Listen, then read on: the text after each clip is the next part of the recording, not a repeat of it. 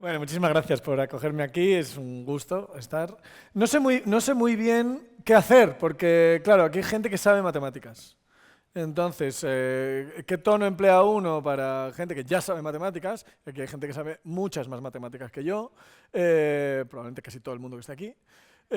Pero sí que me gustaría echar una visión eh, desde el punto de vista de la comunicación de las matemáticas a una parte de las matemáticas más o menos básicas, ¿no? Más o menos conocida por todo el mundo que esté aquí. Imagino que casi todo el mundo que está tenéis formación matemática universitaria, obviamente la gente que investiga. Entonces vamos a hacer eso. Esta es una charla que os voy a presentar ahora, que la doy a mucho público muy variado. A gente que no tiene ni idea de matemáticas, no les gustan las matemáticas, odian las matemáticas, no me aman, ni aman las matemáticas, ni nada. O sea, es pobre gente que en su vida pues, les faltan las matemáticas, ¿no? Entonces les presento este tipo de charla. Y sobre todo, también la he usado mucho con chicos y chicas de secundaria. 13, 14, 15 años y tal, ¿no? Que normalmente vienen a verme porque les obligan sus profes. Entonces, esa gente, yo voy a ir a clase, entonces tengo un montón ahí de adolescentes hormonados que están ahí, que no quieren estar ahí y trato de compartir con ellos, con ellas esto, ¿no? Entonces, desde el punto de vista de las matemáticas que vais a ver son muy básicas, pero bueno, que sí, podemos sacar un poco de chispa a todo eso, ¿no? Entonces, habrá gente, no sé si igual hay gente aquí que ha venido despistada y no sabe matemáticas, entonces pues se llevará algo de matemáticas, ¿no? Y habrá otra gente que ya sabe mucho y que dice, ah, mira, pues se me pueden ocurrir cosas o formas diferentes de compartirlas con otras personas. Entonces vamos a tratar de hacer esas dos cosas a la vez. Para la gente que no sabe matemáticas, pues será una charla y para la otra va a ser una metacharla. Me voy a poner así como diciendo, ah, mira, una charla sobre cómo se da una charla, ¿vale? Venga, pues ahí va la cosa. Entonces, he puesto aquí una hormiga. ¿Quién identifica esta hormiga? Ahí hay es una frontera de edad. Y la gente que se está riendo es la que está al otro lado de esa frontera de edad, más cerca del abismo de la muerte. En principio que la gente que no está, ¿no?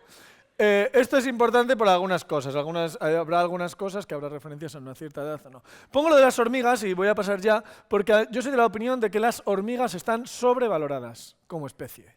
O sea, hay muchas especies de hormigas, pero como especie, multiespecie, metaespecie, yo qué sé, yo las veo sobrevaloradas. Hay gente que es muy fan de las hormigas. A mí me gustan mucho más las abejas, si nos vamos a poner a bichos pequeños y listos, pues me gustan más las abejas. Pero es verdad que las hormigas hacen cosas muy chulas, como esta que está aquí. Esto que están haciendo estas hormigas es un puente. Aquí no hay ningún palo ni nada de eso, ¿eh? Es un puente que hacen ellas para cruzar pues, un río, un charco, estas cosas que hacen las hormigas, ¿no? Que quieren ir siempre a sitios. Pues están cruzando y entonces ellas con su cuerpo, varias de estas hormigas, esto es un tipo de especie de hormiga, con su cuerpo hacen como una especie de puente, pasa el hormiguero hacia su fuente de alimentación o lo que sea, y luego las recogen a las que han formado el puente de una forma muy solidaria. Algunas morirán, pero yo qué sé, es el precio a pagar por cruzar el río. Entonces, esto es una de las cosas que en sociología, en física, en biología, se llaman propiedades emergentes. Que son propiedades emergentes, que son propiedades de un sistema que no se explican solamente por las propiedades de los individuos que forman ese sistema. Eso en sociología y en biología y en física hay algo también parecido, ¿no? Entonces, las hormigas tienen este tipo de propiedades emergentes. No hay nada en el cerebro de una hormiga, tú abres una hormiga en canal ahí, y no hay nada en su cerebro que explique este comportamiento. Esto es un comportamiento del colectivo. Nosotros tenemos montones de propiedades emergentes, ¿no? Y la gente que es fans de las hormigas, sobre todo son fan también de estas propiedades emergentes y la favorita es la inteligencia colectiva. Dicen, juntos pensamos mejor. Ayer estuve en lo del TED, esto lo podrían decir ahí perfectamente. Juntos pensamos mejor, en el colectivo. Bueno, pues yo digo que juntos también podemos cagarla mejor y de eso voy a hablar hoy. Me parece más interesante. Ver cómo juntos podemos fastidiarla mejor que pensar mejor, ¿no? Entonces voy a hablar de ese tipo de cosas. Para eso, y para la gente que no está aquí sabiendo matemáticas ni nada, necesito dar una clase de 15 minutos de matemáticas sobre la introducción básica a la teoría de grafos. Súper básica.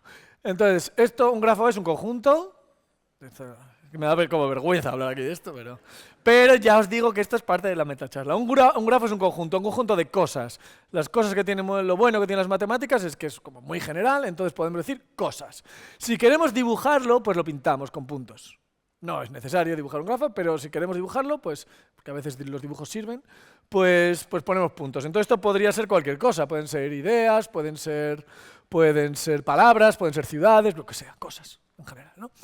Y dentro, para describir un grafo, describimos una relación de pares. Entonces, si dos elementos del conjunto están relacionados, pues forman parte del conjunto de relaciones, y si no, no. Y ese conjunto de relaciones, pues los pinto con líneas, ¿no? Entonces, esto podría ser, yo qué sé, pues podrían ser ciudades de España, por ejemplo. No sé si habéis estado alguna vez, es un país muy bonito. Yo soy de un sitio que se llama Logroño, que es una ciudad pequeña, en una provincia que se llama La Rioja, que es otra provincia pequeña. Aquí hay La Rioja también, ¿verdad? Pero aquí se llama igual la provincia que la capital, ¿no? Allí no. Allí la provincia se llama La Rioja y la capital se llama Logroño, que tiene unas rimas muy bonitas. Y es un sitio pequeño. Entonces, esto podrían ser las ciudades de España y dos ciudades están relacionadas entre sí, por ejemplo, si están conectadas por un tren de alta velocidad. El AVE que tenemos allá, ¿no? Pues esto podría ser Madrid, esto puede ser Barcelona, Logroño, aquí podría estar Zaragoza, yo qué sé, las ciudades. Pero esto puede representar gente en una fiesta, en un bar, por ejemplo, y dos personas están relacionadas entre sí si hablan entre sí, si se comunican, ¿no? Pues esto probablemente puede ser un camarero, una camarera, este es el Santa Olaya, esto que habría un matemático, y la gente, pues, yo qué sé, se relaciona. Vale, pues esto puede expresar dinámicas dentro de ese conjunto, ¿no? Vale, otra cosa que es importante para aquí es que, bueno, a estos puntos les puedo llamar nodos, o les puedo llamar vértices, no sé, y a esto le puedo llamar conexiones, si estamos hablando de redes o cosas así, le puedes llamar aristas y así. Bueno, al número de conexiones de un nodo le voy a llamar grado de ese nodo, ¿sí? Le voy a llamar así. Y entonces este sería grado 3, 2, 1, 2, 3, 2, 1 y 0. ¿Se entiende todo esto bien, verdad? Bueno, obvio que sí, se entiende, pero vosotros lo entendéis, vosotros, ¿no? Cuando voy a los niños dicen sí. Bueno, pues con eso ya podemos hacer cosas. Ya solamente con eso. Esto es una cosa, voy a hacer un poquito de apartes, ¿no? Esto os lo digo a vosotros, pero no se lo digo a los niños. Esto es una demostración de que hay partes de las matemáticas a los que se puede entrar rápido y empezar a hacer cosas. Hay partes de las matemáticas donde no se puede entrar rápido, necesitas definiciones, para ponerte a hacer cosas. Aquí no, aquí se puede entrar relativamente rápido a hacer cosas, ¿no? Entonces con esto, ¿qué significa la palabra nodo? ¿Qué significa conexión? ¿Y qué significa grado? Ya se pueden hacer cosas. Y entonces, pues, vamos a hacer alguna de ellas. Esta es una... Ya solo por esto, para mí la teoría de grafos ya me tiene robadito el corazón. Yo fui profe de secundaria, en un instituto de secundaria durante 10 años, un instituto público en Logroño, que se llama Duques de Nájera, porque está en la calle Duques de Nájera. Bueno, la calle Duques de Nájera y el instituto Duques de Nájera se llaman por unos duques, que eran de un sitio que se llama Nájera. Y entonces pues les pusieron así. No sé por qué digo esto. El caso que yo estaba en ese instituto y allí, no sé si aquí ocurre lo mismo, en España hay una cosa en los institutos de secundaria que inventaron el demonio y la muerte que se llaman las guardias. Entonces voy a explicar en qué consiste eso. Tú eres el profe en el instituto, ¿no? Entonces resulta que la profe o el profe de literatura se los lleva al teatro una mañana, excursión escolar. Una mañana. Entonces, una vez de irte del instituto, pues te vas toda la mañana. Entonces, se van todos por ahí, con los de cuarto, pongamos, ¿no? Cuarto de secundaria. Pero ese profesor, esa profesora, tiene clase a tercera hora con segundo B. Pero no está, porque está en el teatro con los niños de cuarto. ¿Se entiende esto? Entonces, ¿qué hacemos con esta gente? ¿Los mandamos a casa y luego que vuelvan? Ojalá, pero no se puede. Entonces, alguien tiene que ir. Entonces, hay unos horas en tu horario de profe que tú no tienes clase, pero estás disponible para las guardias. Se llaman horas de guardia. Entonces tú vas allá. ¿Aquí tenéis esto mismo? No. Entonces, ¿qué hacemos con los niños ahí? ¿Los mandamos a casa? Hora libre. Y que destrocen el instituto. Ojalá. Eso en España. Bueno, pues allí tenemos esta movida que no nos fiamos de los niños y entonces pues tenemos a alguien que está ahí, ¿no? Entonces tú vas allá como profe, tienes un grupo al que tú no das clase habitualmente, esa gente no quiere estar ahí, tú honestamente tampoco quieres estar ahí, pero algo hay que hacer. Entonces tú le dices, bueno, cariños, ahí se dice mucho eso, cariños. Bueno, cariños, pues poneos a hacer las tareas. ¡No tenemos, profe! Mentira. Siempre hay tarea de algo. Bueno, pues estudiar para el examen. ¡No tenemos examen, profe! Mentira también. Siempre hay examen de algo. Te están retando. Te están retando y ahí no te puedes achantar. Hay que hacer algo, ¿no? Entonces, yo hacía, con los niños de secundaria, pues hacía esto. Es el típico, esto con los de primero de secundaria, que son gente de 12, 13 años, que todavía tienen ilusión por la vida. Entonces yo ahí les ponía a jugar. Y me ponía a jugar con ellos a esto de que hay que pasar 2 veces, o sea, hay que hacer el dibujo sin pasar 2 veces por el mismo lado y sin levantar. Bueno, pues le digo, venga, amores, vamos a hacer esto. A ver quién lo hace. Y el que lo haga, que salga a la pizarra y lo haga delante de sus compañeritos. Venga, sí. Y los niños ahí. Y siempre hay uno, así como que tiene que llamar la atención. Yo, profe, lo sé hacer, tal. Normalmente es un tío. Y sale, yo, profe, lo sé hacer, tal. Y sale a la pizarra y lo hace, tal, el macho alfa de la clase, ¿no? Que tiene que demostrar que lo es cuando hay un profe de fuera. Es como obligatorio. En el carnet de macho alfa, pues te ponen eso. Y entonces sale ahí a la pizarra, tal. Entonces digo, muy bien, venga, pues ahora este que es más fácil, venga, que tiene menos rayas. El que lo haga, que salga a la pizarra y lo haga y tal. Entonces el niño este sale. Yo, profe.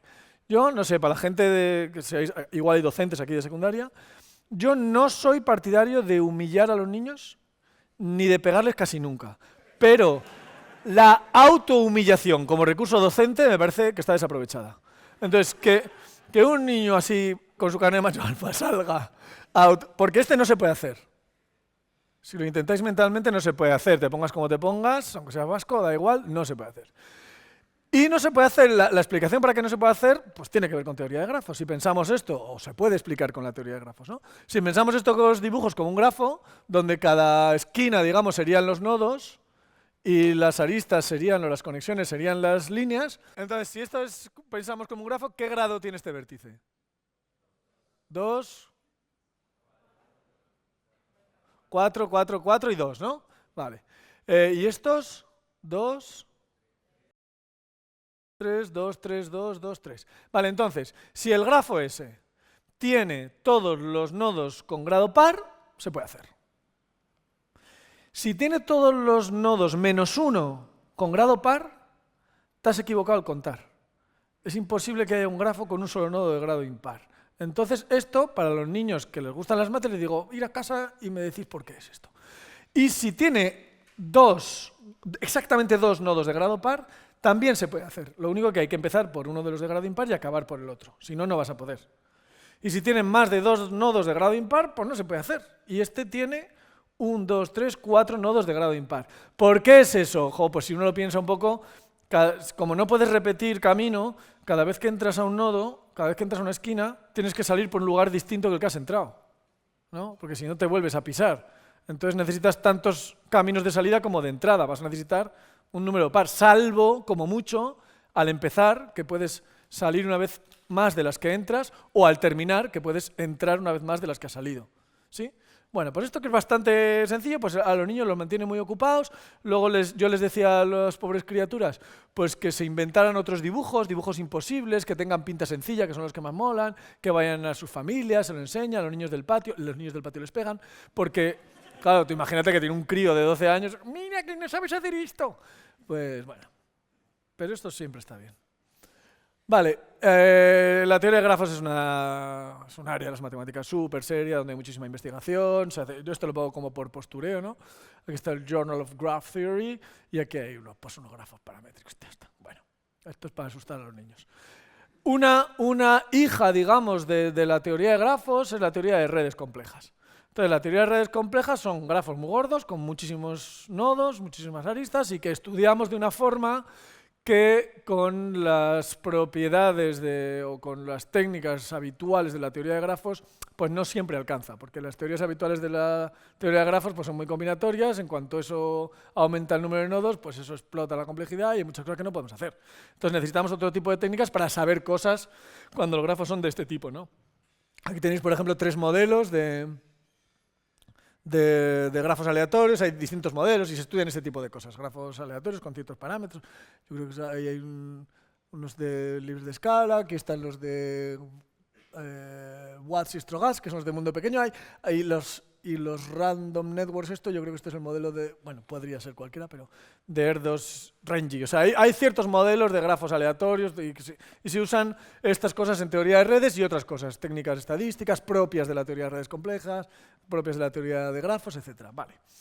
Cuando cogemos una red compleja, aquí hay otro ejemplo, porque sí. Cuando cogemos una red compleja podemos hacernos 3 preguntas básicas. Hay muchas preguntas que nos podemos hacer. Pero unas 3 preguntas básicas. Una es, ¿cuál es el nodo más importante? En muchas situaciones pues, nos interesa saber cuál es el nodo más importante, ¿no? Yo que sé, aquí podríamos tener una red donde cada persona es un nodo de la red y 2 personas están conectadas entre sí si tienen su número de teléfono móvil, por ejemplo, su número de WhatsApp o de celular, ¿no? ¿Aquí se dice celular o teléfono móvil? Vale, pues un número de teléfono móvil. Si 2 personas lo tienen, pues les ponemos una arista y así, ¿no? Eso podría ser. Entonces, a lo mejor, si yo quiero saber cuál es el nodo más importante por algún criterio, porque claro, el más importante, ¿qué significa más importante? Pues hay que dar algún criterio. Bueno, pues uno podría ser, por ejemplo, que tenga el grado más grande. Pues significa que tiene muchas conexiones, esa persona pues a lo mejor pasa buenos apuntes o pasa, bueno, que sea que pase. Y aquí tenéis un ejemplito de esto, ¿no? Aquí tenemos un nodo que tiene un grado muy grande y tal. Hay otras medidas de importancia de nodos que se usan mucho en teoría de redes. Y aquí tenéis un ejemplo, este es un ejemplo de un estudio que hicieron en la Universidad Queen Mary, en Londres, con cosa de fútbol. Esto era el campeonato del mundo de fútbol del año 2010, ¿os acordáis? En Sudáfrica. Bueno, habrá gente que no se acuerde, la gente de la hormiga sí se acuerda, eran adultos ya en esa época, hay otra gente pues, que serán a lo mejor muy pequeños. Y aquí participaron en la final Holanda, que ahora se llama Países Bajos, hay que ser cutre, Holanda y España. Entonces esta gente hizo un grafo donde cada jugador era, yo creo que lo hicieron con el 11 inicial, cada jugador era un nodo, y las conexiones son pases. Entonces, es un grafo que se llaman grafos dirigidos, las aristas tienen una dirección, o sea, esta arista va de aquí a aquí, pero no es la misma que de la vuelta. Y una arista es más oscura, es más gorda, si ese jugador ha pasado más veces al otro. Y es más estrecha si ha pasado menos veces. Es más oscura si el porcentaje de pases exitosos es mayor y es más clarita si el porcentaje de pases exitosos es menor. Entonces, por ejemplo, veis que entre los delanteros no se pasan tanto y además hay muchos pases que no son exitosos, porque son situaciones rápidas, de peligro, el portero la para, o van fuera, o no acaban de rematar, hay un defensa que no sé qué. Sin embargo, en la parte de control de juego de cada uno de los equipos, las flechas son más frecuentes y más gordas, ¿no? Entonces, hay una medida de importancia de nodos que se llama Betweeness Centrality, la centralidad. Ojo a la pronunciación que tenemos en Logroño, ¿eh? La centralidad. Hay varias medidas de centralidad, pero la centralidad más o menos viene a decir cómo de importante es ese nodo para el flujo de información dentro de una red. Es una forma de hablar de eso, ¿no? Y hay una de esas medidas de centralidad que se llama centralidad betweenness, ¿no? Betweenness centrality. Y más o menos en las redes en las que tiene que haber flujo de información te dice cómo es de importante ese nodo para ese flujo de información. En esta del fútbol, más o menos es cómo es de importante ese jugador para el flujo de juego del equipo. Es decir, cuando los demás no saben qué hacer con el balón, pues se lo pasan a ese y ya está. Y ese sabrá qué hacer, ¿no? Entonces se dieron cuenta, bueno, simplemente ya analizando el grafo, esto ya se hace mucho, ¿eh? Hay mucha gente que la tienen como contratada para contar pases en partidos de fútbol y ahora están con inteligencia artificial para eso, pero no funciona del todo bien. Ya simplemente viendo el grafo, el entrenador de España sabe que Holanda sale por la izquierda, que hay que presionar aquí.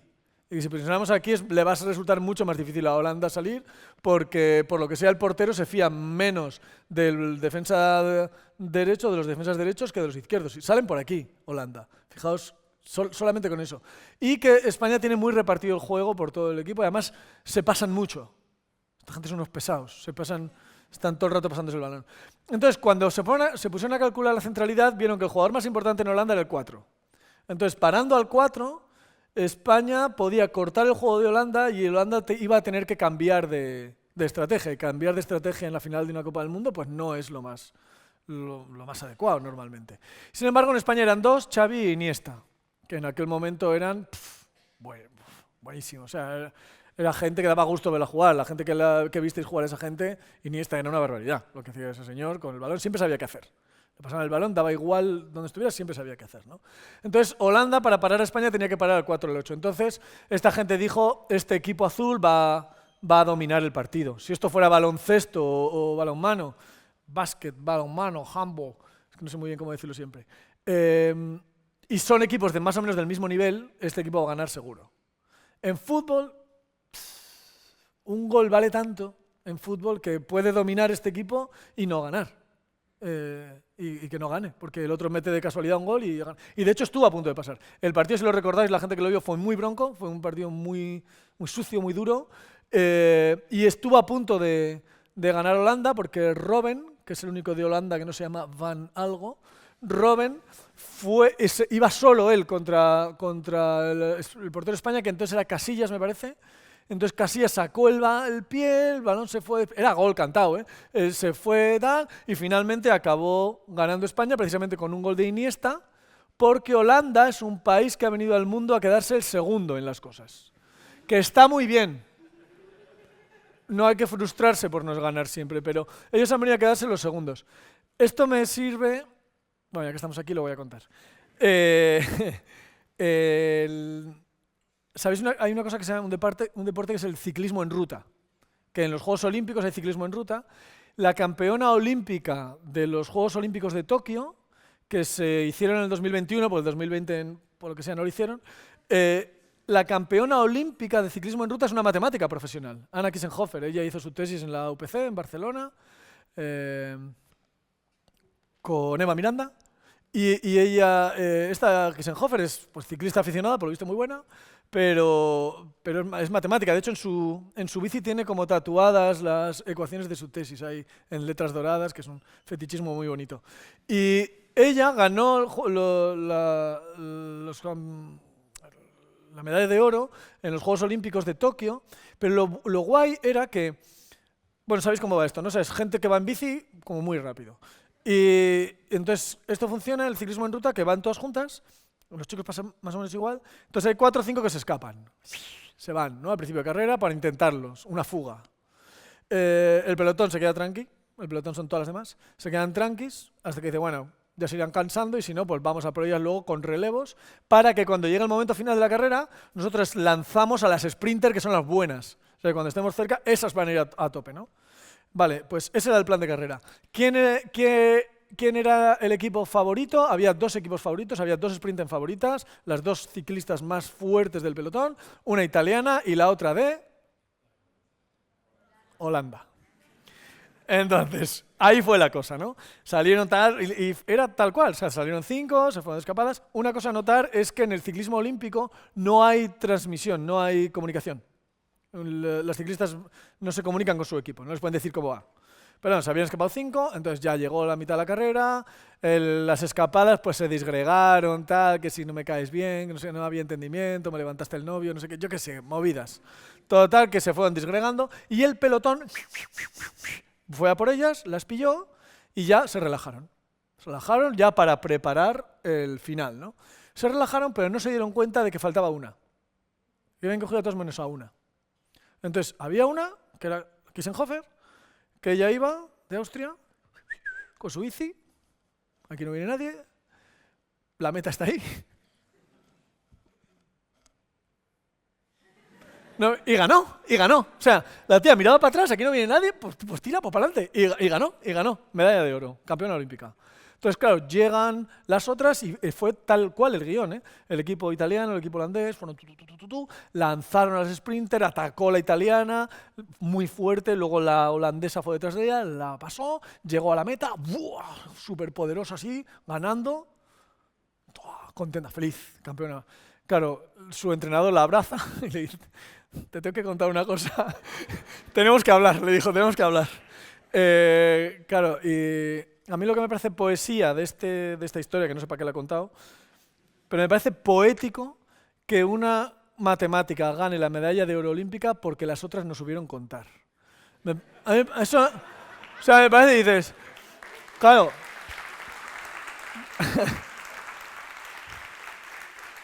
sí, creo que era público adecuado para esta historia, sí. Claro, dices, las matemáticas básicas, ¿qué aplicación tienen? Ganar la medalla de oro. Saber contar hasta 5 puede hacerte ganar una medalla de oro. Bueno, total, Holanda. Espero que no haya holandeses o holandesas aquí, porque... Y si hay, pues mira. Vale, esa era la primera pregunta. ¿Cuál es el nodo más importante? Otra pregunta buena es ¿cuál es la conexión más importante? Aquí veis una red. Esto podría ser una red de carreteras, por ejemplo. Y si yo corto esta conexión de aquí, pues dejo dos conjuntos de pueblos o de ciudades aislados, ¿no? Y solamente ocurre con esta. Cualquier otra que corte da igual porque siempre va a haber un camino alternativo. Entonces ahí hay una conexión que es más importante que las otras, teniendo ese criterio, ¿no? Ahora, por ejemplo, hay un estudio muy chulo, antes de contaros hay un estudio muy chulo que se está haciendo en España. No sé si sabéis que hace un año hubo unas inundaciones terribles en España, en la zona de Valencia, pues una depresión de altura y unas inundaciones terribles. Y uno de los efectos más devastadores, o una de las causas por las que el efecto fue tan devastador, es que la ayuda llegó muy tarde en llegar, tardó mucho en llegar, porque por este problema. Había carreteras cortadas y eran carreteras por las que era el único acceso a algunos pueblos, ¿no? Entonces ahora se está haciendo un estudio sobre curvas de nivel y ver cuál es la conectividad a distintos niveles de altitud. Para decir, si una inundación llega hasta aquí, ¿qué núcleos aislados tenemos, ¿no? ¿Qué componentes conexas tenemos en esto? Y si llega hasta este nivel y así. Entonces, para ver que a lo mejor construyendo, si estos tuviéramos en cuenta, esto está como todo plano, ¿no? Pero si tuviéramos en cuenta las curvas de nivel, a lo mejor hace falta, porque están los dos pueblos muy bajitos, hace falta construir algo aquí. Porque podría que esta conexión esté baja y poder quedar hundida pronto, ¿no? Este otro estudio es un estudio, yo creo que es del 2012, que trataba de estudiar si para la dispersión de una enfermedad a través de la red de aeropuertos, cómo de relevante o cómo de eficiente era cortar vuelos o cerrar aeropuertos. Porque cerrar aeropuertos es mucho más costoso económicamente, es mucho más traumático que cortar vuelos. Tú cierras Barajas, el de Madrid y Frankfurt y te cargas el tráfico aéreo mundial. Pero si cortas los vuelos entre Barajas y Frankfurt, no. Ni siquiera los vuelos entre España y Alemania. Probablemente puedes hacer otras cosas, ¿no? Entonces hicieron aquí, esto es un control que hicieron, lo vieron con el H1N1 del 2009, con el SARS del 2003, y vieron que efectivamente había ciertas condiciones en las que cortar ciertos vuelos era casi tan eficiente como cerrar aeropuertos. Eso fue bastante muy comentado, ¿no? Este artículo con COVID no se puede hacer porque se dispersó tan rápido y tan globalmente que no se daban las condiciones para que esto funcionara. Pero bueno, este tipo de estudios se hacen también, ¿no? De cuál es la conexión importante. Otra pregunta importante que le podemos hacer a una red es, ¿hay gente dentro de esta red que tiene más que ver entre sí que con el resto de la red? ¿Hay grupos aquí? ¿Hay comunidades aquí? Bueno, aquí tenéis un algoritmo sobre una red. Esto podría estar revuelto, los puntos puestos de otra forma, y aquí no sabríamos, esto es un sin Dios. Pero corriendo este algoritmo, digamos, podemos dividir la red en comunidades que tienen más que ver entre sí que otras, ¿no? Por ejemplo, en la red de vuestras personas y los teléfonos móviles, pues a lo mejor yo podría saber quién es de cada curso, de cada tipo de estudios de aquí de la facultad, o ese tipo de cosas probablemente se podrían saber. Esto se utiliza muchísimo en lo que se llama publicidad segmentada, cuando nos mandan anuncios personalizados a la gente. Cuando tú estás en Internet, normalmente tú estás viendo cosas en Internet y, yo qué sé, cosas legales, y te pones a buscar zapatillas de deporte, por ejemplo. Zapatillas de deporte. Entonces luego, cada vez que entres en Internet a lo que sea, te aparecen zapatillas de deporte todo el rato. Todo el rato. ¿Por qué? Pues porque los anuncios que te ofrecen dependen mucho de tu historial de búsqueda. Antes no era tan así, pero desde hace como 13 años o así, sí es así. De tu historial de búsqueda o del historial de búsqueda de la gente que es como tú. Y entonces dices, vale, ¿y cómo sabe Google o Instagram quién es como yo? Pues esto. Instagram o Google se estima que tienen unos 5.000 puntos de información por cada persona. 5.000 puntos de información son muchos puntos de información. Entonces, se puede dividir la comunidad por ciertos gustos, respecto a ciertos criterios, ¿no? Entonces, si la gente que es, imagínate que tú eres del equipo este rojito, si la gente que es como tú está buscando zapatillas de deporte, aunque tú no las hayas buscado, es probable que tú también te mole eso, que a ti también te guste. Entonces, bueno, pues se hace este tipo de cosas, ¿no? Y estos algoritmos son muy caros. Pues claro, aquí hay unos, no sé, habrá 100 puntos, 100 y pico. Claro, esto con millones o miles de millones de puntos, pues son algoritmos muy difíciles de correr. Vale, una hormiga. Me las pongo para beber agua. Es que si no se me seca la boca. Fijaos en esa hormiga. Tiene como una bufanda. Esa bufanda es un hongo. Ese hongo se llama Ophiocordyceps unilateralis.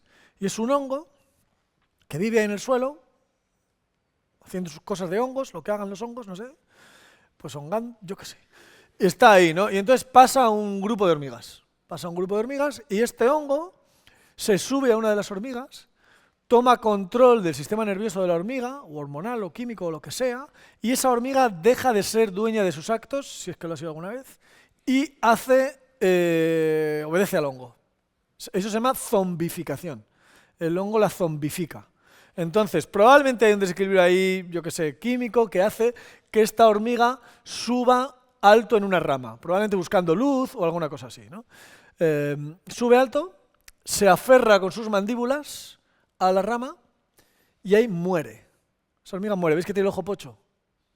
Esa hormiga muere, esa hormiga está muerta. Entonces, una vez que se ha muerto, el hongo sale y desde lo alto esparce sus esporas para reproducirse mejor que desde el suelo. ¡Ole! ¡Ole el hongo! ¡Ole! Que nosotros para reproducirnos tenemos que hacer unas cosas incomodísimas, muy cochinas, y a mí me encantaría decir, o sea, tú imagínate que nos reprodujéramos zombificando bichos. Me gustaría mucho más. Bueno, pues estos lo hacen así. Y ¿sabéis el juego este, Last of Us? Que es un juegazo de la Play, es el mejor juego que hay, ¿no? Ese juego está basado en esto. Lo que pasa es que zombifican humanos. Tal. En humanos no va, ¿eh? Esto va en hormigas y otros insectos. O los humanos que veis como zombies son así. O sea, no es culpa de las hormigas. Bueno, pues esto, a mí lo que me llama la atención de esta historia, y diréis, ¿a qué viene esto?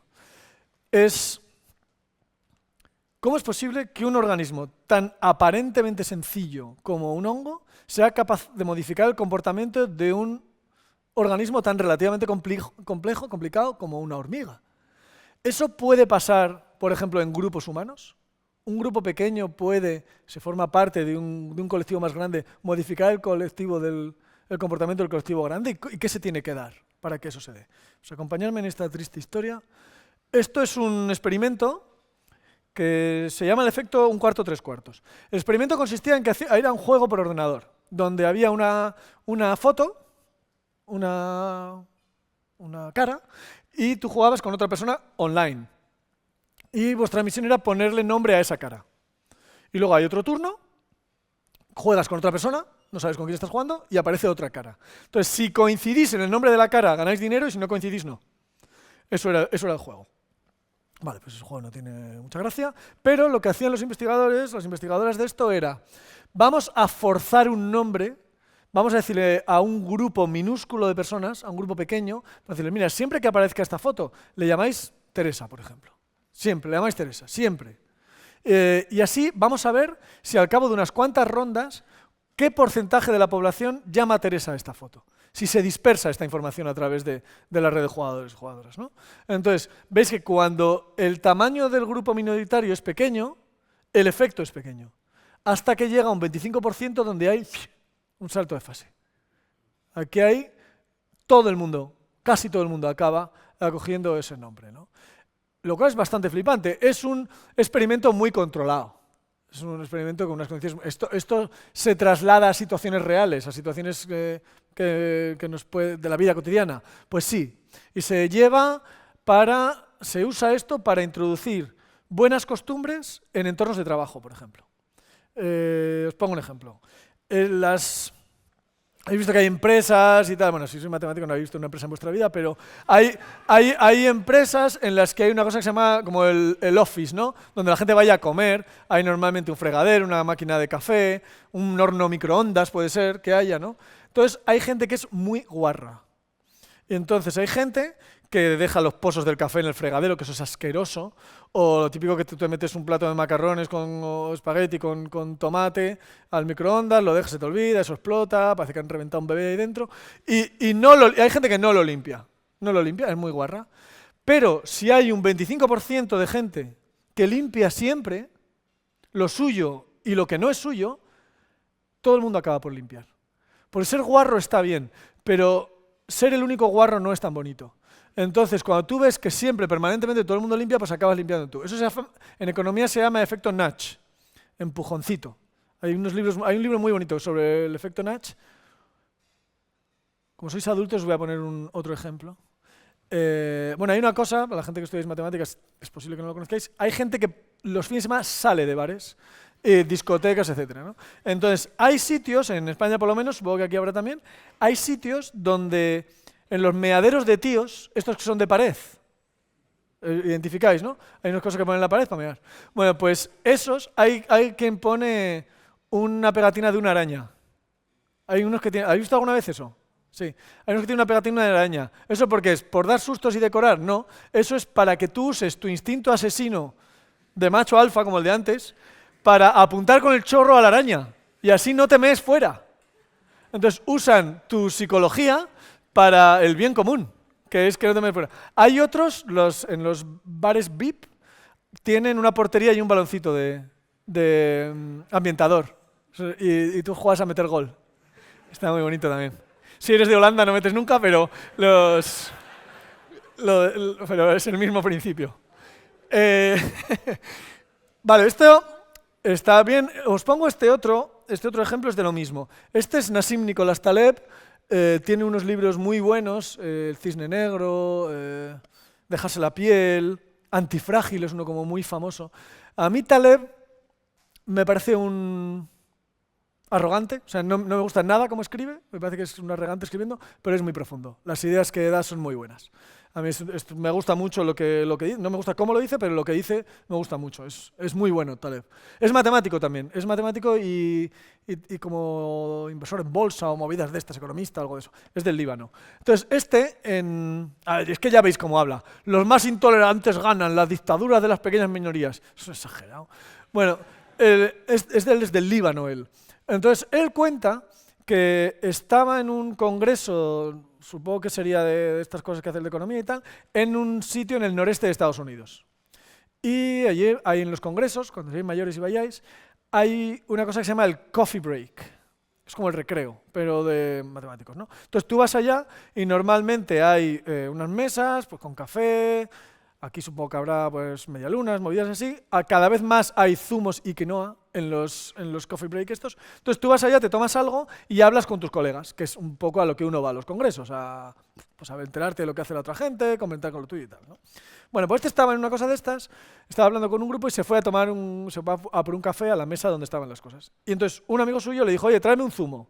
Este se fue zumo y se dio cuenta, según iba cogiendo el zumo, que su amigo solo consume alimentos kosher. Entonces él se fijó a ver si el zumo era kosher o no.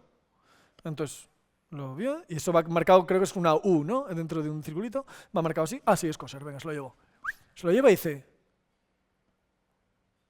coño, qué casualidad. A la primera he pillado un zumo kosher, voy a ver. Entonces se fue, porque ya os digo que es muy observador este hombre, ¿eh?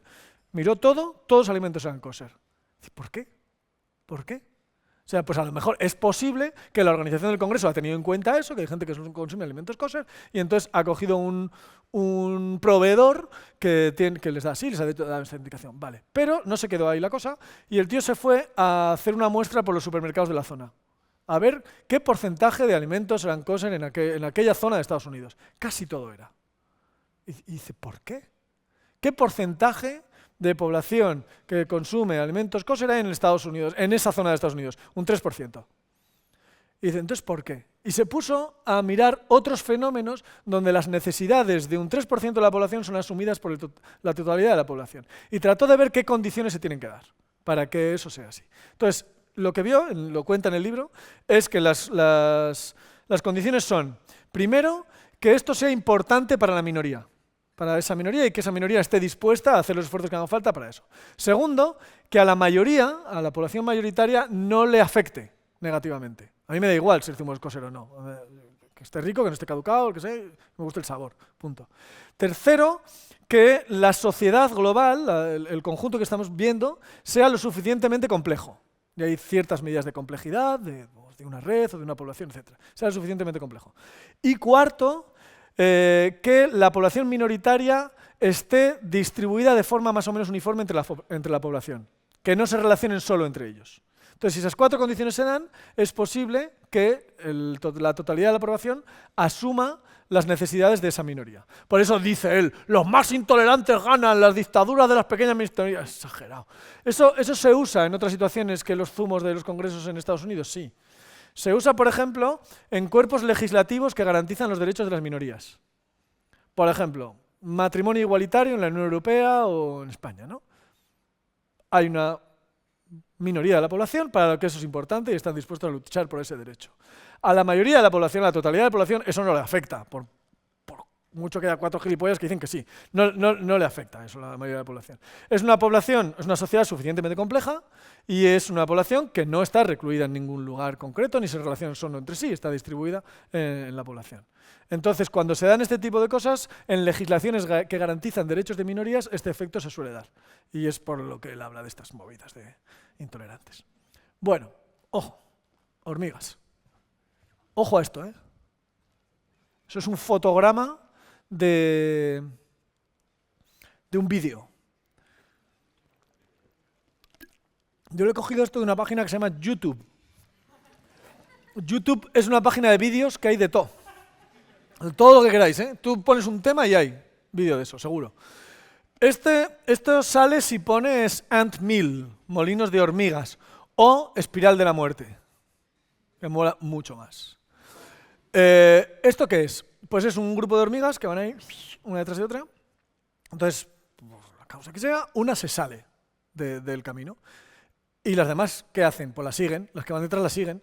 Y entonces, hay veces que la que se ha salido vuelve atrás en la fila. Entonces se crea una especie de ciclo, empiezan a dar vueltas y ese hormiguero es muy probable que muera de hambre al cabo de unos días. Es muy probable que muera. Claro, las hormigas dicen, se me está haciendo largo. Digo, coño, llevamos 3 días aquí dando vueltas, pero ¿qué hacemos? Yo qué sé, ¿quién va a la primera? Pues, claro, pueden morir. Esto es un ejemplo muy claro de cuando el colectivo se equivoca más que el individuo. A una hormiga sola esto no le va a pasar. Se puede perder. Puede no encontrar el hormiguero, puede no encontrar la fuente de alimentación, puede morir. Pero dar vueltas 3 días hasta morirse de hambre no le va a pasar. A una hormiga individual no, pero le puede pasar al colectivo. Esto es lo que Wagensberg y su hijo, hay un artículo que lo llaman el síndrome del despiste colectivo, o síndrome de desorientación colectiva. De este artículo yo supe por primera vez en esta ciudad, en un bar que estaba, a veces voy a bares, y estaba con José Edelstein, y hablamos de este tema, y salió este artículo de Wagensberg y su hijo. Entonces, ¿esto puede ocurrirle a colectivos humanos?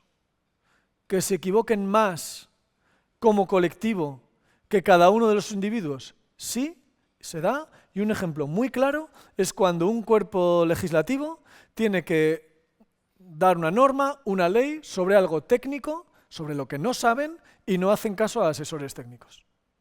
En ese caso, se equivocan menos si votan al azar que si hay debate. Y matemáticamente es bastante sencilla la cosa. También Allen Paulos habla de esto en uno de sus libros. Porque claro, si tenemos, imaginaos que estamos todos aquí, y tenemos que dar un voto sin decir nada, nos ponemos a hablar entre nosotros, tenemos que dar un voto sobre algo de sí o no. Y nosotros la probabilidad de que acertemos es por debajo de un medio. Si es por debajo de un medio y estamos de acuerdo, hay unanimidad, lo más probable es que estemos equivocados.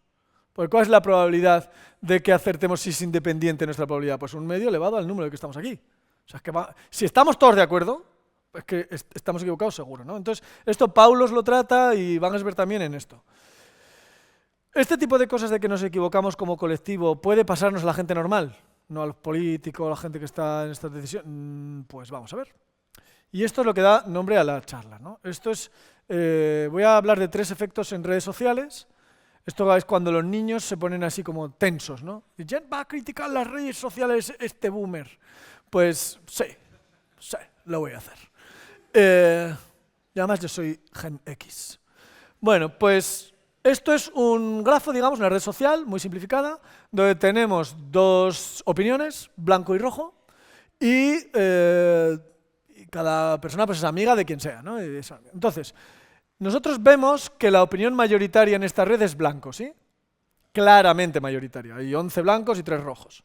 Vale. ¿Cómo sabemos eso? Porque vemos toda la red. Pero ¿y la gente que vive en la red cómo sabe cuál es la opinión mayoritaria? Tienen que hacer algo para saber cuál es la opinión mayoritaria. Una idea, por ejemplo, es cada cual que pregunte a sus amigos, así tiene su opinión y la de sus amigos, ve cuál es la opinión mayoritaria y lo apuntamos en una lista. Entonces tenemos la lista con las 14 observaciones de los miembros de esta red. Y la mayoritaria de entre esas 14 observaciones podemos considerar que es la opinión mayoritaria en esta red. Entonces empezamos la encuesta. ¿Tú qué? Pues mira, yo blanco, blanco, blanco. En esta gente somos todos blancos. Este pueblo, blanco. ¿Tú qué? Yo rojo y mis amigos blanco y blanco. Hay algún rojillo, pero la mayor parte blanco y blanco. Aquí blanco todo el mundo. ¿Tú qué? Yo blanco, rojo, blanco, blanco, blanco, blanco. Aquí en este pueblo la mayoría blanco. A ver, el matemático, ¿qué? Yo blanco y mi madre blanco. Pues en este pueblo se opina blanco. ¿Tú qué? Yo blanco, blanco, blanco, rojo, blanco. Bueno, entonces vemos que los nodos ven que la opinión mayoritaria es blanco. Es que es de cajón de madera pino. O sea, es que hay 14 nodos, 11 son blancos y 3 son rojos. Vale. Esta es la misma red. La mismita red. Solo he cambiado quién opina rojo, ¿eh? Fijaos, en las mismas conexiones, todo. Vamos a hacer la encuesta. Oye, tú, ¿qué se opina de esta red? Pues mira, yo blanco, rojo, rojo. Aquí la mayoría opina rojo. Tú, ¿qué se opina aquí? Pues yo blanco, rojo, rojo, rojo, blanco. La mayoría es rojo. Hay algunos blancos, pero... ¿Tú qué? Yo blanco, rojo, rojo. La mayoría es rojo. ¿Tú qué? Yo blanco, rojo, rojo. La mayoría rojo. Si hacemos la encuesta, la mayoría de los nodos observan que la opinión mayoritaria es rojo. Y es mentira gorda. O sea, es una mentira con patas. Es gordísima esa mentira. Hay 11 blancos y 3 rojos. Sin embargo, la mayoría de la gente observa que la opinión mayoritaria es rojo.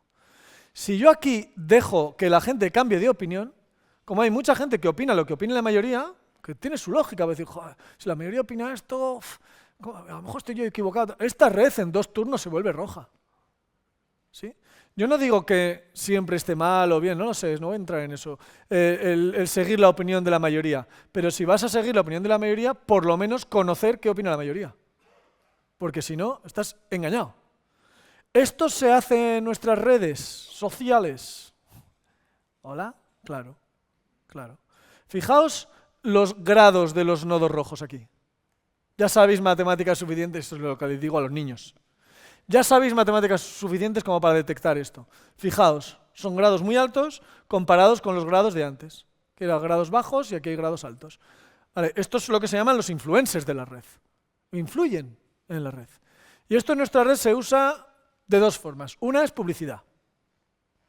Porque si la opinión rojo es este producto es bueno y la blanco es no sé si es bueno o no, pues si yo cojo en Instagram a gente que tenga muchos seguidores o TikTok o lo que sea y dan esa opinión, este producto es bueno, pues claro, pues la marca lo que hace es, les paga a esta gente para que dispersen esta opinión por la red, habrá más gente que acabe opinando que ese producto es bueno y se lo comprarán. Vale, eso es como muy obvio, ¿no? También para generar opinión política. Si yo aquí no hace falta ser ningún hacker para, yo que sé, en la red está Twitter, que ahora se llama de otra forma, pero me niego,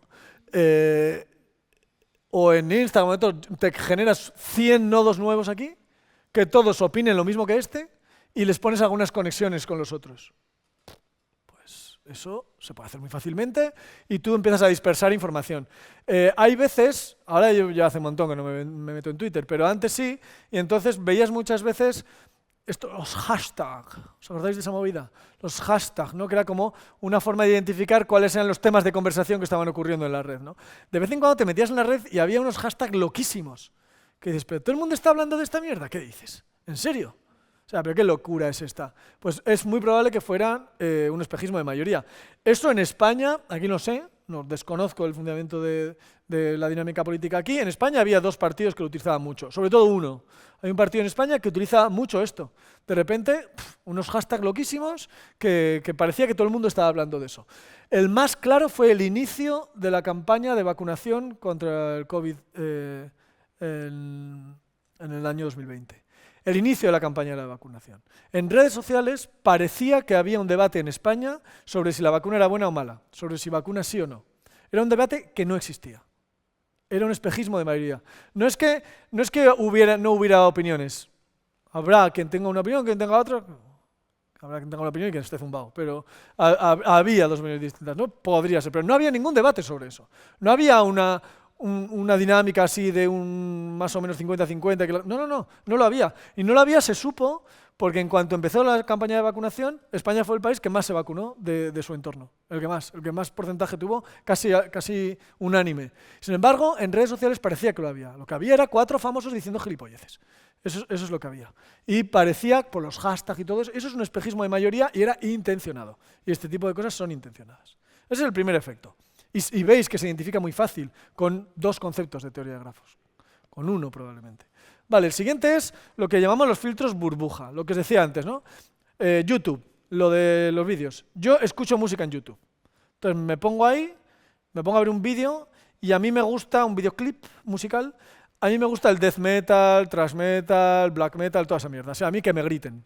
Me gusta que me griten, ruido full, todo eso me gusta. Gente con barba, muerte, destrucción y hachas. Me gusta esa movida. Entonces yo me pongo a escuchar eso, y me pongo, yo que sé, a ver a Mon Amarth y pongo un vídeo. Entonces el algoritmo de YouTube me sugiere, a lo mejor otros temas de Mon Amarth o Arch Enemy o yo que sé, si está blandito, Metallica, pero jamás me va a sugerir salsa.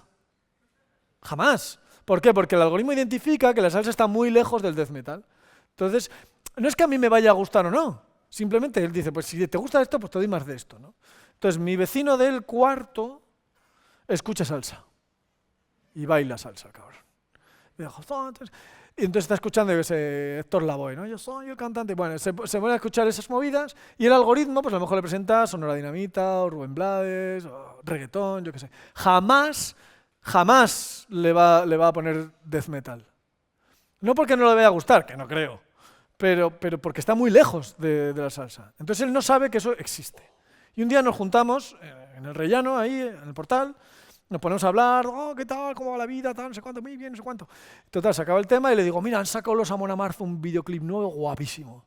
Entonces yo le enseño un vídeo de unos vikingazos ahí, hachas y sangre y gente gritando que no se entiende nada, y el tío dice, pero... yo vivo con un psicópata, chaval. O sea, él ve eso y dice, este tío está zumbado. Es un psicópata, entonces me coge miedo. Y él me enseña un videoclip de los que ve él, y yo veo ahí gente medio en bolas, mirando el culo, todo hipersexualizado, y digo, yo vivo con un salido, chaval, o sea, esto... Y le cojo miedo yo a él. Entonces ya, pues es que ya no vamos a coincidir, porque si yo lo veo venir, pues le doy al botón de cerrar las puertas del ascensor, o si veo que está en el ascensor me pongo yo a atarme el cordón para... ¡Uy, justo ya! Es que... y ya no vuelvo a hablar con él. Entonces, esto que da como medio risa por la salsa y el death metal, pues pensad en el acceso a la actualidad y a la opinión política. Es así, es tal cual. O sea, en nuestra burbujita death metal, pues puede ser, lees determinado periódico, entras siempre en estos determinados foros y opinas este tipo de cosas en los comentarios. Y esta otra burbujita es, lees este otro tipo de foros, y además que siempre caemos a lo mismo. Vamos siempre, ¿por qué? Pues porque es mucho más cómodo, más fácil y menos estresante leer opiniones que van con la tuya o que van con lo que tú lees. Lo otro es salir un poco, ¿no? ¿Cómo dicen esto? De tu zona de confort. Me hace gracia a mí eso. Ojalá tener una zona de confort, coño. Pues ya has encontrado una zona de confort, quédate. Joder, qué masoquismo. Bueno, la cosa pero entendéis lo que quiero decir, ¿no? Que es muy complicado Entonces... ¿qué pasa? Tú crees que todo el mundo opina como tú, pero no es que crees que llevas razón, es que no registras que hay otras opiniones, que hay otras formas de pensar. Entonces, cuando eso baja a la calle, pues es que no pensamos que el de frente está loco. Porque no hemos visto, porque ¿cómo va a opinar esta locura si todo el mundo opina esto otro, no? No, es que no es todo el mundo, es tu burbuja. ¿Y eso está bien o está mal? A mí me encanta que el algoritmo me pase canciones nuevas. Yo he conocido bandas guapísimas y canciones guapísimas escuchando eso. Lo que está mal es no saber que eso es así. Eso sí está mal. Porque eso, veis que en el primer efecto, el del espejismo de mayoría, nuestro método de acceso a la realidad nos da una imagen distorsionada de la realidad, una imagen falsa de la realidad. Esto pasa lo mismo. Nos da una imagen falsa de la realidad por parcial. Porque es parcial y nos creemos que eso es toda la realidad, ¿no? Hay otro, en una diapositiva aquí, otro efecto que se llama amplificación de extremos. Entonces, la amplificación de extremos, ¿cómo funciona? Instagram, identificáis eso, ¿no? Instagram es la red social de fotos y eso.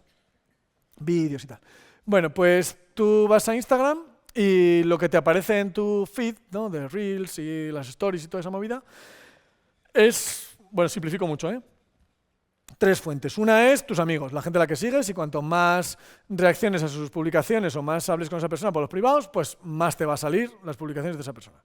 Otra es publicaciones pagadas. Gente que paga pues para publicidad y todo eso. Y lo otro, hay cosas random ahí, que tú ni sigues a esa gente, ni sabes nada de eso, tú vas ahí, wow, el scroll ese, y te salen cosas que dices, ¿y esto por qué me ha salido a mí? Pues te ha salido porque Instagram me ha decidido que te salga.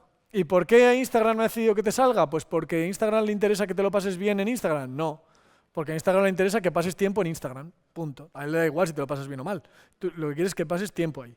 Entonces, te pone cosas que generan muchas reacciones en la gente y por tanto te van a hacer estar más tiempo ahí. Entonces, las reacciones que más puntúan en Instagram son el bookmark, cuando la gente se guarda la publicación, es lo que más. Luego los comentarios. Luego likes.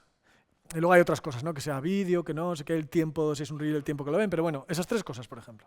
Entonces, ¿qué pasa? Pues igual estamos ahí en una publicación, yo pongo una publicación en Logroño, donde yo vivo, hay a veces cierta polémica súper cansina sobre las bicicletas, los carriles bicis en la ciudad y tal, no sé qué, parece que se hunda el mundo porque la gente vaya en bici por la ciudad, ¿no?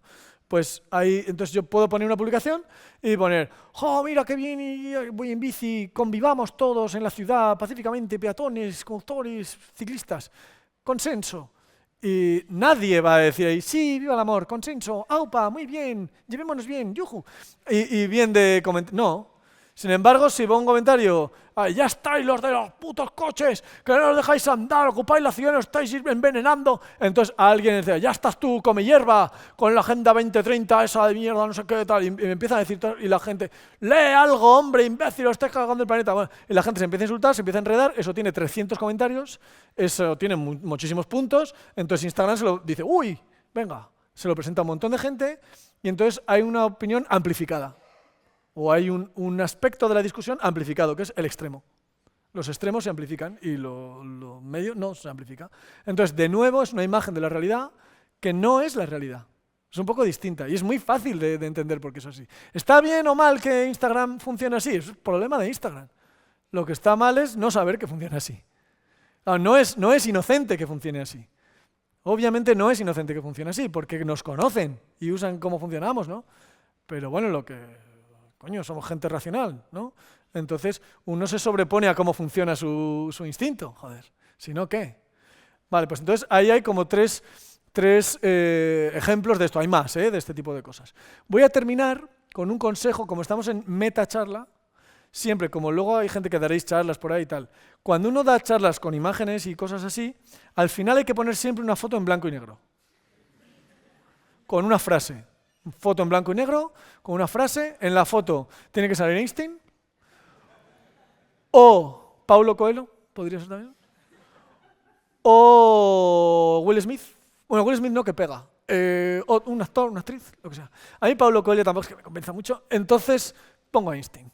Y ahí lo he puesto. Este es Einstein. Albert Einstein. Y el que está al lado de él es Kurt Gödel. Kurt Gödel. Esta escena sale en Oppenheimer, en la película. Pero esta es la de verdad. Entonces, esto es en Princeton, yo creo, en el Instituto de Estudios Avanzados. Y Gödel, que es probablemente el mayor lógico que ha pasado por este mundo, ¿no? Después de Wittgenstein y los griegos, seguramente, pues Gödel, ¿no? Una de las mentes más brillantes que ha pasado por aquí. Pues Gödel tenía una movida que es que él pensaba que lo iban a envenenar a la gente. Porque yo creo, si estoy bien, es porque él tenía un un amigo en su adolescencia que lo habían asesinado, envenenado. Entonces él se le generó esta paranoia y tal, entonces no, hay algunas versiones que dicen no comía nada que no hubiera cocinado su esposa, ¿no? Adele. O hay otras versiones que dicen no comía nada que no hubiera probado su esposa Adele y se lo hubiera dado. Hay versiones distintas, pero el caso es que la esposa estaba implicada en el asunto. Y él solo se fiaba de eso. Pero la esposa estuvo ingresada durante varios meses, 6 meses creo, y este hombre murió de inanición. Murió de hambre en los años 70, con la ocasión de eso, ¿no? Por eso pongo aquí esta frase de Chesterton, no sé si lee Chesterton, que dice: loco no es el que ha perdido la razón, sino el que ha perdido todo menos la razón. Chesterton es bastante afinado normalmente, y a mí esto me hace que pensar en las hormigas esas. Esas hormigas funcionan como tienen que funcionar. La evolución les ha enseñado a seguir a la que va por delante. Y cuanto más, seguir el camino de feromonas que hay ahí, ¿no? Más que a la que está por delante. Pero como ese camino está muy marcado, van siguiendo eso. Porque la evolución les ha enseñado que la forma de sobrevivir, su lógica interna es perfecta, pero han perdido el contacto con la realidad y ese hormiguero va a morir de hambre. ¿Sí? La cabeza de Gödel era increíble, ¿no? Pero había perdido el contacto con la realidad. Entonces, a mí me parece que vale la pena preguntarnos si nosotros estamos perdiendo el contacto con la realidad. Y si nos va a pasar lo del círculo de hormigas, que podemos llegar a morirnos de hambre, no literalmente, o sí, pero entendéis lo que quiero decir, ¿no? Que la pérdida de contacto con la realidad nos puede meter en ese molino y que estemos haciendo las cosas. Joder, nuestros algoritmos son cada vez mejores y las redes sociales cada vez más chulas, ¿no? Y un montón. Fíjate ahora, la inteligencia artificial, todas estas movidas, y cosas guapísimas. A mí me encanta toda esa movida. Pero no perder el contacto con la realidad. Y traigo aquí a la hormiga que he puesto al principio, ¿os acordáis? Cuando erais más pequeños que he hablado de la hormiga de... Claro, la gente que conoce a la hormiga, la que se ha reído y tal, es gente que conocimos el mundo antes de Internet. El mundo sin Internet. Nadie de los que tienen 30 para abajo, o 35 para abajo, ni ha conocido ni va a conocer el mundo sin Internet. A no ser que pase una cosa como súper terrible, ¿no? Pero no va a conocer el mundo sin Internet. Y yo creo que hay un par de cosillas que tenemos la responsabilidad de transmitir, digamos, ¿no? De que no se pierdan. Hay cosas horrorosas que pasaban en el pasado y que se tienen que perder, ojalá cuanto antes. Pero hay otras que vale la pena mantener. Y yo diría que de las que tienen que ver con esto, una es hablar con gente que no lleva tu mismo tipo de vida. Porque Internet y las redes te facilitan mucho hablar con gente que tiene tus mismas aficiones, tu mismo tipo de vida y tal. Y está guay eso. Antes era mucho más difícil. Si tú tenías afición a mariposas con un solo ala, pues era muy difícil que te encontraras gente que tuviera esa misma afición. Ahora la encuentras así.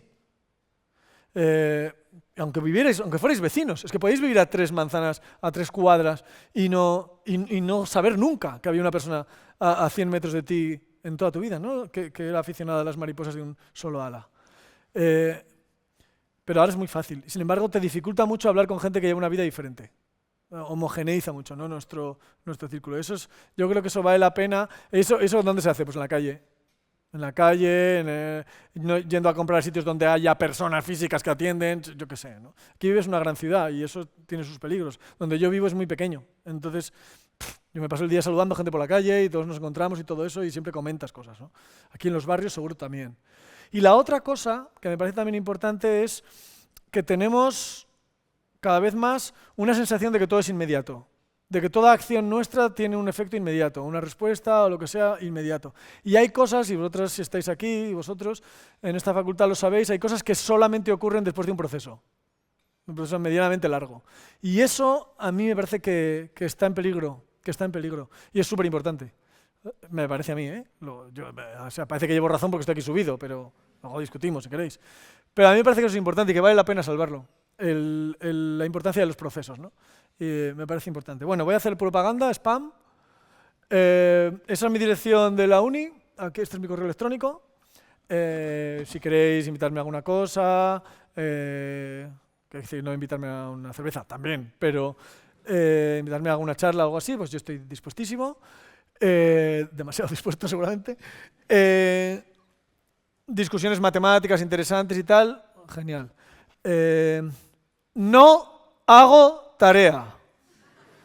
Si alguien me envía su tarea del instituto, de la secundaria, de la universidad, no la voy a hacer. Yo aquí me estoy conteniendo mucho porque sé que las palabras nuestras suenan muy fuertes. Yo blasfemo mucho, insulto mucho y digo muchas palabras muy gordas y no las queréis ver por escrito. Y si alguien me pide que le haga la tarea, le voy a insultar. De hecho, hace poco insulté a un tío porque me escribe por correo, profesor Cabezón. Yo me imagino así con voz de imbécil. Y ya empezamos mal. Profesor Cabezón, usted dijo que podemos tener una conversación interesante de matemáticas por correo. Se me ha ocurrido una cosa que podríamos conversar. Un coche sale de la ciudad de Madrid a una velocidad constante. Yo, lo puse a caldo. Eso es debe estar bueno. Otra cosa, y esto también es un foro para decirlo, si alguien tiene una demostración de la conjetura de Goldbach, de la conjetura de Collatz, una bonita demostración del teorema de Fermat, muy simple, o peor aún, de la hipótesis de Riemann, no me la mandéis. No la voy a mirar. Cero, no la voy a mirar.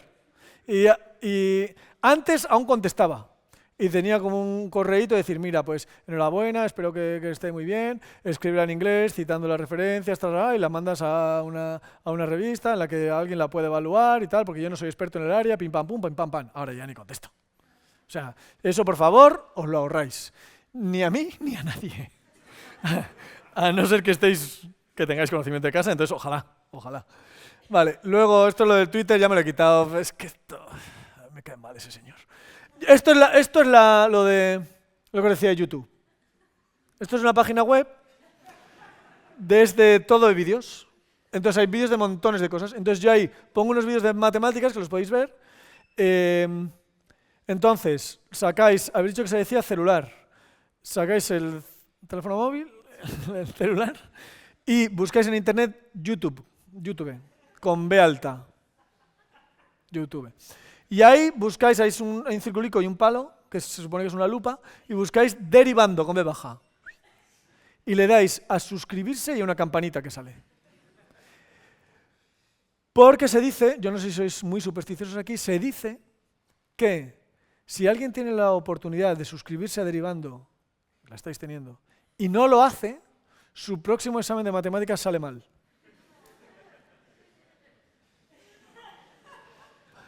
Que habrá gente aquí que diga, yo no voy a volver a hacer un examen de matemáticas en mi vida ya, si yo soy profe ya.